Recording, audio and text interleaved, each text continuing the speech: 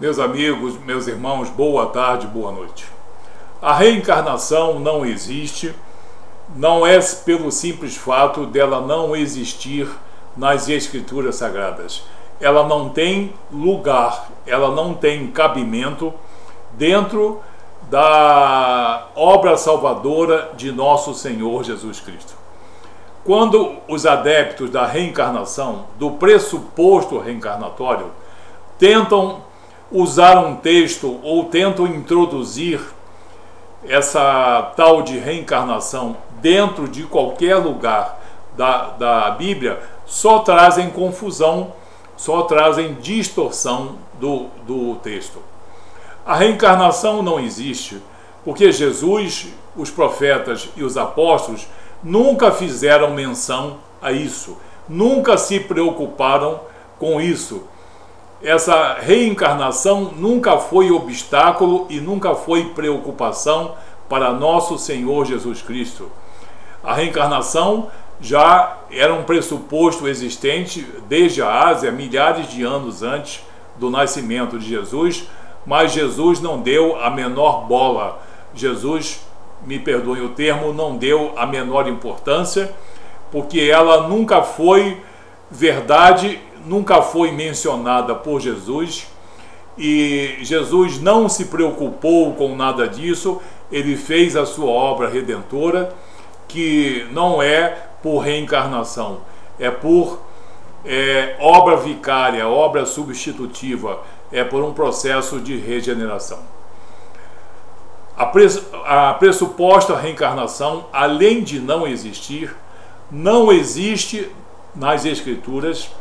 E nas Escrituras nós temos alguns textos que mostram que ela não pode existir. Temos aqui aquela passagem de Hebreus capítulo 9, versículos 27 e versículos 28. Os dois versículos falam de duas unicidades. Eu já disse isso em um outro vídeo. Duas unicidades: a unicidade da vida e da morte e a unicidade da obra redentora de Jesus. Em Hebreus 9, 27, diz que ao homem está ordenado morrer uma só vez. Então ele tem que nascer, viver e morrer uma só vez, vindo depois disso o juízo. O espírito sobrevive, mas não é para ficar livre, não. Isso não existe. Ele fica vivo para o juízo de Deus, como diz o texto.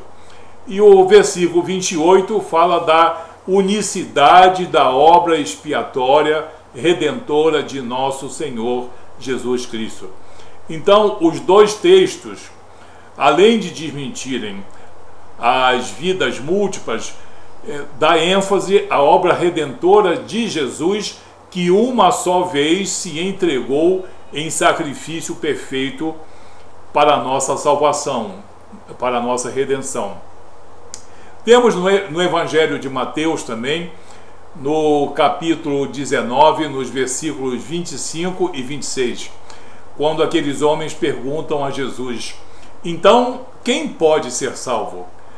Jesus, no caso, responde: isso é impossível, mas o impossível para os homens é possível para Deus. Essa pergunta se repete em Marcos, em Lucas, mas com o mesmo sentido. Ou seja, sem a intervenção soberana de Deus, não há salvação para o homem. E o pressuposto reencarnatório é uma obra, digamos assim, seria uma obra de autorredenção e de autorremissão do homem pelas suas opções, pelos seus caminhos, pelo seu aprimoramento moral e espiritual. Isso é autorredenção. E autorredenção está desmentida aqui no Evangelho de Mateus, capítulo 19, versículos 25 e 26. Então, além da reencarnação não existir, além dela não estar nas Escrituras Sagradas, as Escrituras Sagradas têm passagens que desmentem qualquer possibilidade dessa reencarnação. Tem outras passagens também. Agora, as pessoas adeptas, as pessoas que sonham com o convencimento do mundo desse processo reencarnatório, usam diversos textos para tentar ministrar essa noção de reencarnação, o que é impossível. O que é impossível. Aí usam textos como, por exemplo, Jó, capítulo 8, versículo 8 e 9, que não fala de reencarnação, coisa alguma, fala da experiência das gerações anteriores, falam do último cêntio, que são os débitos que nós temos com as pessoas, que nós não devemos ir ao altar oferecer uma oferta a Deus se nós tivermos alguma contenda com o nosso irmão.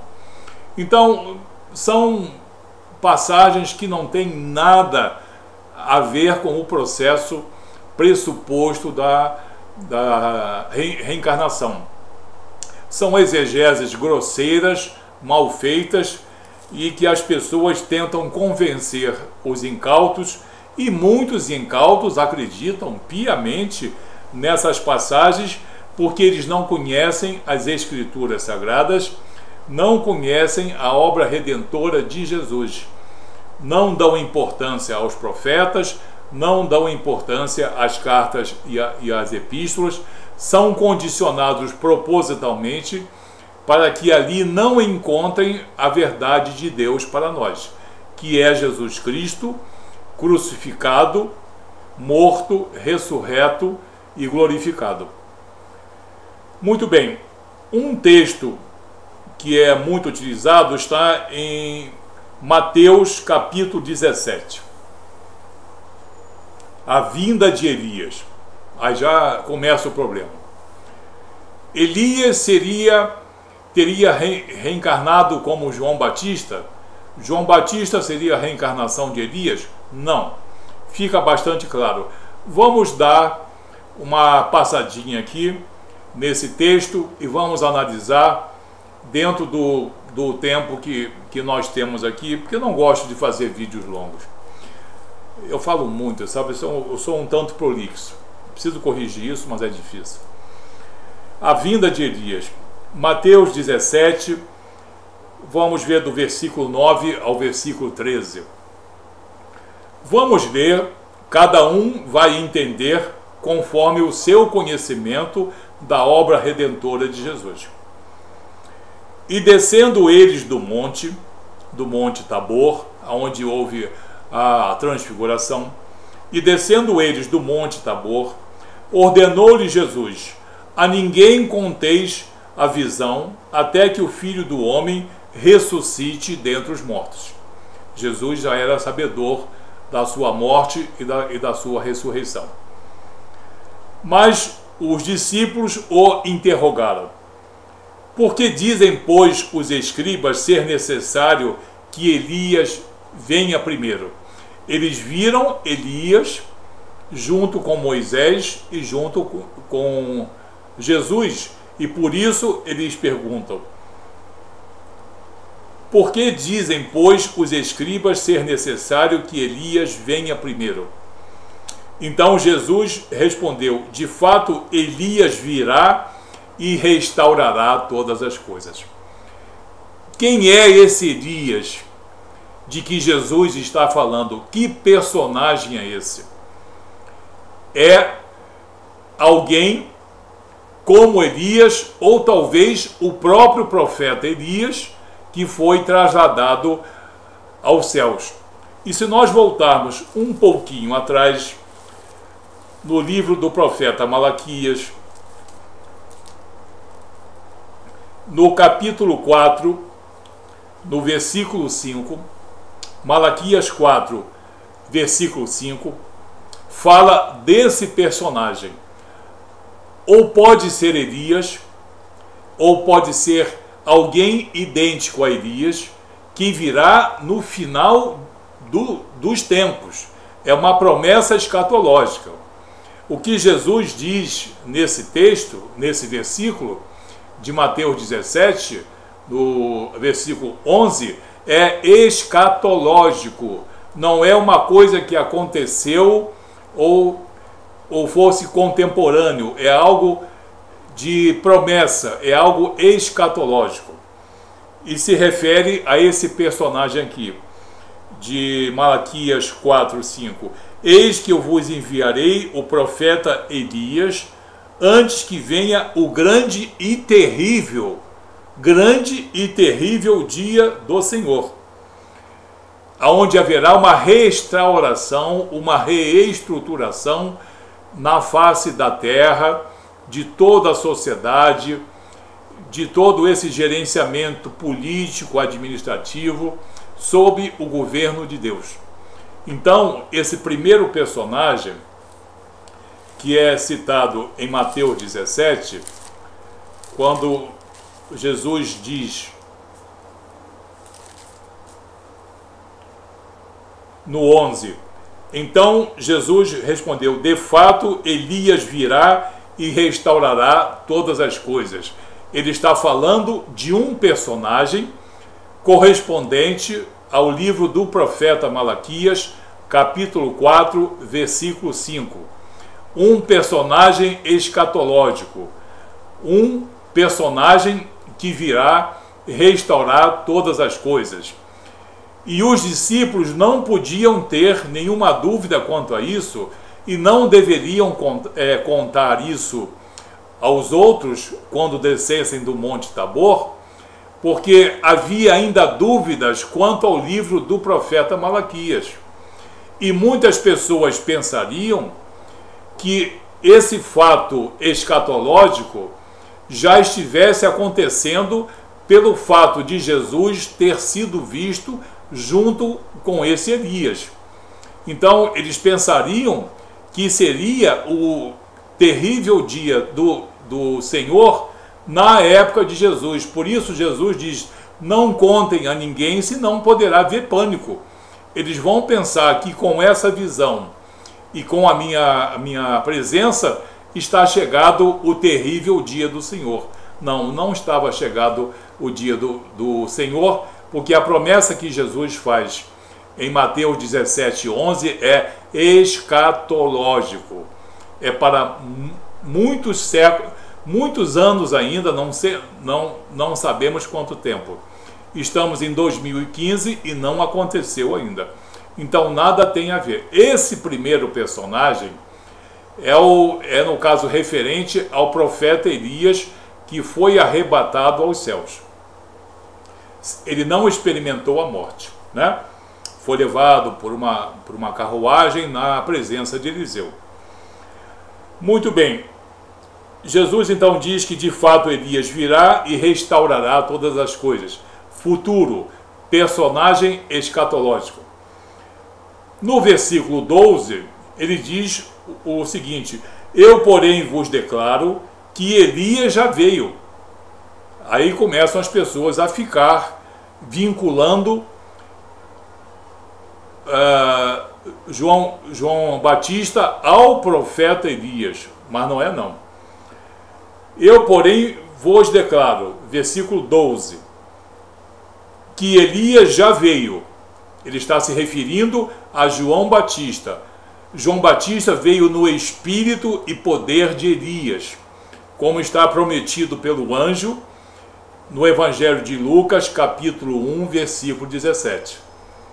Então Jesus está se referindo não ao personagem escatológico do versículo 11, está se referindo a João Batista, que era contemporâneo seu.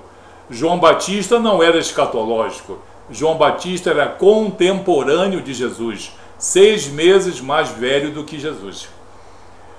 Eu, porém, vos declaro que Elias já veio e não o reconheceram, antes fizeram com ele tudo quanto quiseram. Foi João Batista que foi maltratado. Ele veio no espírito e poder de Elias, ou seja, um homem rigoroso, um homem acusador, um homem que não tinha nenhuma tolerância com aquela péssima religiosidade que ele encontrou quando veio. Fizeram com ele tudo quanto quiseram. Ele foi preso, maltratado e decapitado. Então, esse segundo Elias aqui é alguém no espírito e poder de Elias. Alguém rigoroso e até meio rude, digamos assim, como o profeta Elias era.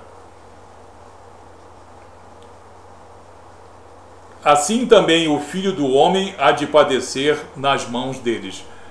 Olha bem a semelhança que Jesus faz entre o seu sofrimento e o sofrimento de João Batista. Assim também o Filho do Homem, Jesus, há de padecer nas mãos deles. Quem é que padeceu nas mãos deles? O profeta Elias, do versículo 11, ou João Batista, o do versículo 12? O do versículo 12. Então os discípulos entenderam que lhes falara a respeito de João Batista.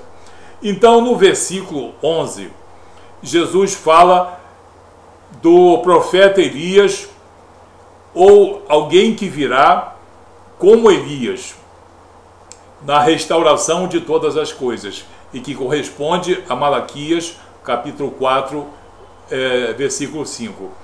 E no versículo 12, ele fala de João Batista, o personagem que no mesmo livro do profeta Malaquias está descrito no capítulo 3, no versículo 1. Eis que eu envio o meu mensageiro, que preparará o caminho diante de mim. De repente virá a seu tempo o Senhor, a quem vós buscais, o anjo da aliança, a quem vós desejais, eis que ele vem, diz o Senhor dos exércitos. Então, no 11 temos um personagem, no 12 outro personagem. No 11, o personagem escatológico referente a Malaquias 4:5.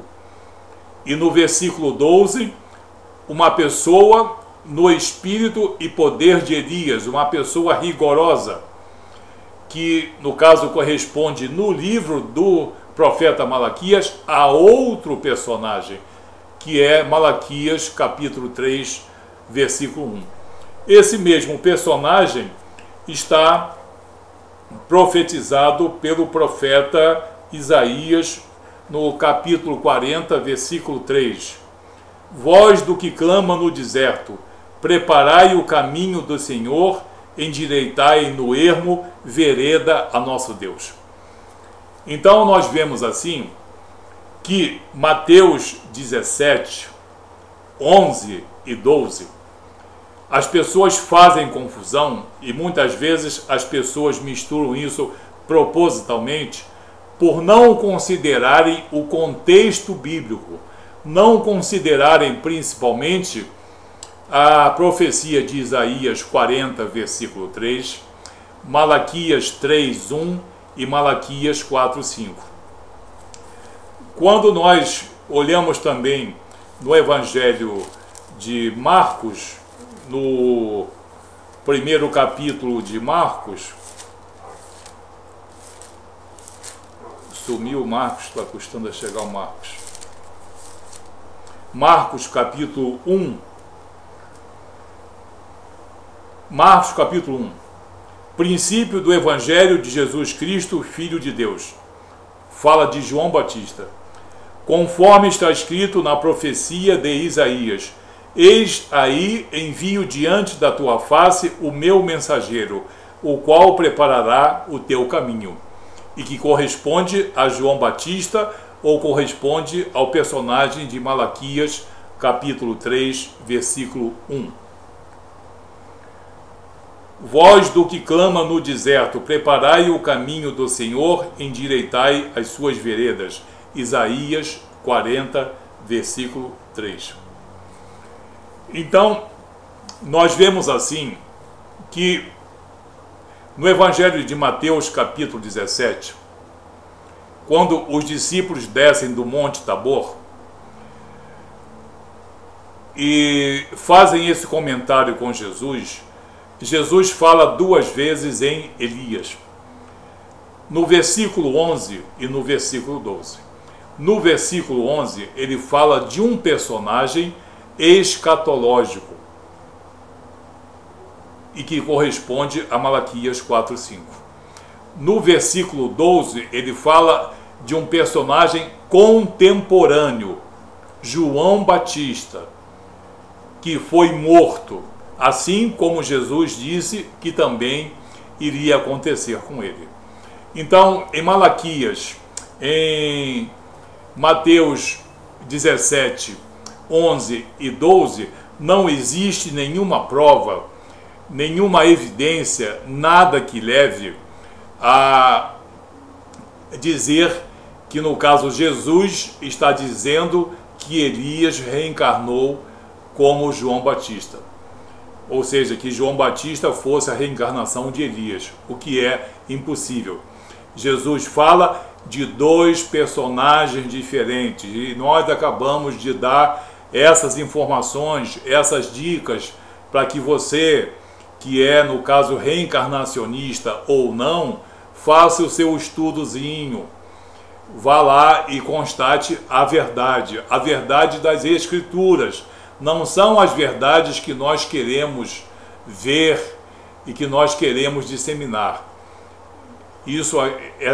Essas informações eu passo para os cristãos e para os reencarnacionistas também, para eles verem que uma interpretação correta de Mateus 17, 11 e 12 nada tem a ver com reencarnação, ok? Me perdoem eu fazer esse vídeo novamente, mas como teve um número razoável de acesso e muitos comentários dizendo que nós não compreendemos a Bíblia e que há provas de reencarnação, etc, etc, acontece o seguinte: nós quisemos mostrar que não existe nas Escrituras Sagradas nenhum texto, nenhum versículo que, devidamente interpretado, vislumbre sequer o pressuposto reencarnatório, ok? E outra coisa, se a alma não perde a sua identidade quando morre, se Elias tivesse reencarnado como João Batista, e João Batista já havia sido decapitado, quem teria que aparecer junto com Moisés e junto com Jesus seria João Batista e não Elias. Então, toda essa contextualidade prova que Mateus 17, 11 e 12 nada tem a ver com reencarnação, ok? Nós somos salvos por obra redentora de nosso Senhor Jesus Cristo. Que Deus abençoe você, que esse estudo despretensioso, porém eu tentei, já são 23 minutos, mas eu tentei resumir, que sirva para você contestar os contradizentes, para que você se convença de que Jesus nunca pregou reencarnação. Nem nessa passagem, nem em João 3:3, se for o caso, brevemente nós faremos outro vídeo sobre isso, né? Vos é necessário nascer de novo, que na verdade vos é necessário nascer do alto, de cima, ok? Então, Elias não reencarnou como João Batista. Essa é a verdade das Escrituras Sagradas, quando nós fazemos uma exegese correta. Que Deus abençoe a todos em nome de Jesus.